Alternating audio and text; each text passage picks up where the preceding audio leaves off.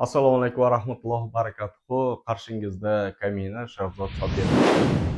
Ushbu dasturimda mana shu yangi mana shu dasturni kuzatib borayotgan aziz aka-uka, opa-singillarim, agar malol kelmasa, mana shu sizlarga Allohni har bir mo'jizalarini inshaalloh mana shu xonadonda bo'layotgan har bir mo'jizalardan eng sizga haqiqiy mana shu faktli asosli videolarni qo'yib boraman va podpiska bo'lishni unutmang va ortidan like bosishni unutib qo'ymang. Sababi har bir dasturimni so'ngida mana bugundan boshlab mana shu dasturlarimni oxirida, nihoyasida mana shu haqiqiy real holatdagi bo'layotgan bomdod namozlardagi, ya'ni ibodatlardagi hamda mana shu xufton ibodatlarni qilayotgan paytimdagi farishtalarni albatta qo'yib boraman va holanki shuni shu o'rinda aytib o'taman, mana shu xonadonimga kelib bir kun, 2 kun muolaja olib yotib qolayotgan otaxonlar, onaxonlar, aka-uka, opa-singillarim, qolaversa mana shu qo'shni respublikalardan o'zlari mana shu narsalarga, ya'niki farishtalarni ko'rishlikka o'zlari guvohi bo'lishyapti.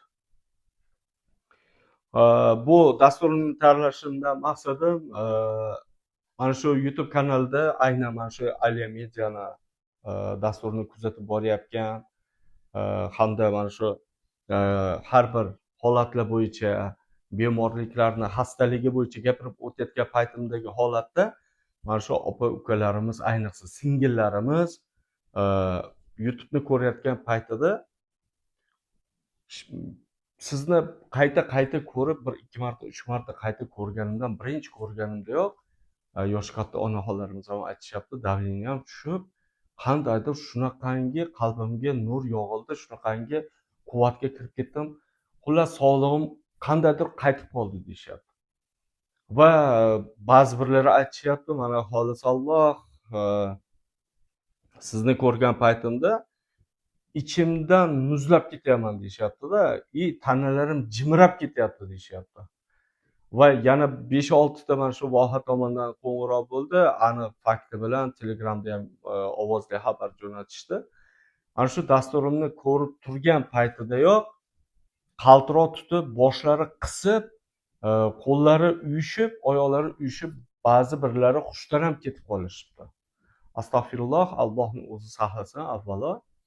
Mana shularda aniq fakti bilan shunaqangi bemorlarda, ya'ni aniq mana shu ziyon bor.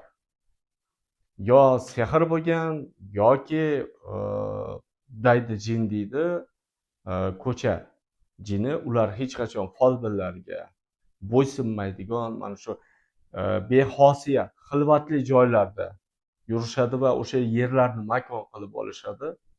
Va folbinlarni jini bo'ladi xolos. Ya'ni shaytoni, jin emas, shaytoni bo'ladi. Shuning uchun aytaman, yana shu gapni ortidan mana shu shifo talabida kelishyapti. Bir marta o'qitib, mana shu bir marta muolajadayoq men ancha yaxshi bo'lib qoldim deb ketib, muolajani oxiriga olib borishmayapti. Baraka topkurlar. Muolajani mana shu shariat bo'yicha ham 3 marotaba bo'ladi. 3 marotaba, 5 marotaba, 7 marotaba, hattoki 11 marotaba o'qitib, keyin qaytib ketayotgan bemorlarimiz juda ko'p bo'ldi. Nega? Millionlab sarf xarajatlarni qilyapmiz deyishyapti. Millionlab dori, ukol, ya'ni tibbiyot sohasida. Lek hech qanday nima yo'q, natija yo'q. Keyin aynan mana shu shaxsan men Qur'onni shifoligini isbotlab qo'yish maqsadida va mana shu Robbil alamin, Alloh Parvardigor xonadonimga yuborayotgan mana shu farishtalar orqali o'qilayotgan mana shu sura va oyatlarning ortida bemorlar albatta o'zlari his qilib, o'zlari bilib turishadi. Agar tibbiyot tomonidan bo'ladigan bo'lsa, ularda hech nima bilintirmaydi. Yoki bo'lmasa psixologik nima deydi, o'yga tushib qolishgan bo'lsa ham bilintirmaydi. Albatta, lekin sehr bo'lsa yoki mana shu daydi jin ilashgan bo'lsa, ya'ni chalgan bo'lsa, bularda albatta fakti bilan, isbot dalili bilan kelyapti. Hozir gapiraman desam, bemorlar haqida juda gap ko'p, unga soatlab vaqt ketib qoladi. Har bir qanaqa bemorlar kelyapti, qay holatda kelyapti va hokazo.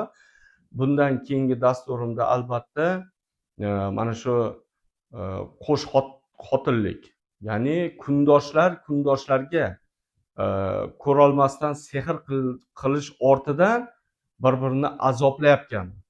Vaholanki gunohlarga botib, bu 5 kunlik o'tkinchi dunyoda rohatlanib kundoshini holatini ko'rib, folbinlar orqali qilingan sehrning ortidan ko'zlari quvonyapti, lekin abadiy dunyoda qattiq azoblar bilan azoblanishliklarni unutib qo'yishyapti. Kelasi dasturimda albatta mana shu kundoshlarni bir-biriga qilayotgan sehr ortidan bo'layotgan tushunarsiz kasalliklar bo'yicha aytib o'taman. Albatta hozir mana shu har bir dasturim ortida ozgina vaqt, qisqa vaqtgina, masalan 1-2 daqiqalik videoroliklarni qo'yib boraman. Har bir dasturimda mana shu haqiqiy mo'jizaga, Allohning mo'jizalari ko'p, vaholanki mana shu mo'jizalardan, millionlab mo'jizalardan biriginasi mana shu farishtalarni doimiy ibodat qilayotganimdagi va meni atrofimda, xonadonimda bo'lishayotganligini masalan o'zingiz kuzatib boring. Xo'p, yaxshi insonlarimizga men shu narsani aytamanki, Alloh Parvardigor xonadonlariga tinchlik, xotirjamlik, baxt, saodat, mol dunyo, toj davlat berishligini tilayman va duo qilaman.